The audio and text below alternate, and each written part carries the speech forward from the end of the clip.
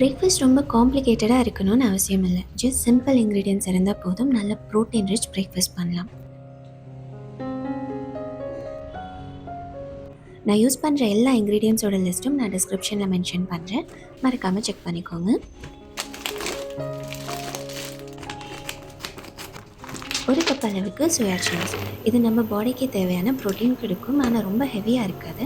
இது ஒரு 5 நிமிஷம் தண்ணியில் நல்லா வேக வச்சு எடுத்துக்கலாம். ஒரு கப் அளவுக்கு பாலக். இது நம்ம பாடிக்கு தேவையான அயன் கொடுக்கும், அதே டைமில் டேஸ்ட்டும் நல்லாயிருக்கும்.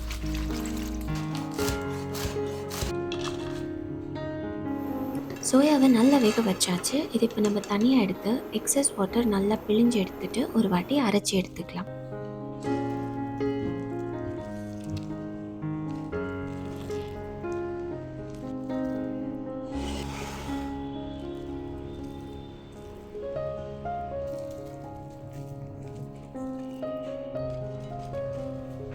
இது கூட ஒரு கப் அளவுக்கு கோதுமை மாவு, 2 டீஸ்பூன் அளவுக்கு கிராம் ஃப்ளோர், 1/4 டீஸ்பூன் ஓமம், அரை டீஸ்பூன் ஜீரா, தேவையான அளவுக்கு சில்லி ஃப்ளேக்ஸ், கொஞ்சமாக உப்பு, தேவையான அளவுக்கு மஞ்சள் பொடி.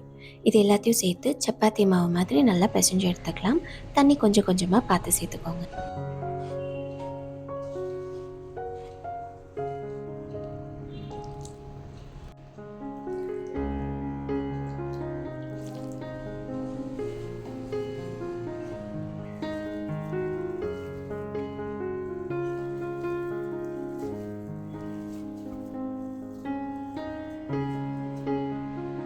சோயாலாம் போட்டிருக்கிறதால சப்பாத்தி மாவு கொஞ்சம் ஸ்டிக்கியாக தான் இருக்கும். ஸோ இந்த மாதிரி மாவு போட்டு நல்லா மெலிசாக தேய்ச்சி எடுத்துக்கலாம்.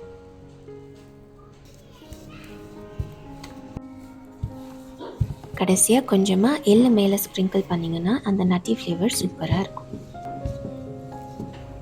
இதை மீடியம் ஹீட்டில் தவா மேலே போட்டு தேவையான அளவுக்கு கீ சேர்த்து ஒரு 2 to 3 மினிட்ஸ் வேக வச்சு எடுத்தால் போதும். அவ்வளோதாங்க, நம்ம ப்ரோட்டீன் ரிச் பிரேக்ஃபாஸ்ட் ரெடி ஆகிடுச்சு.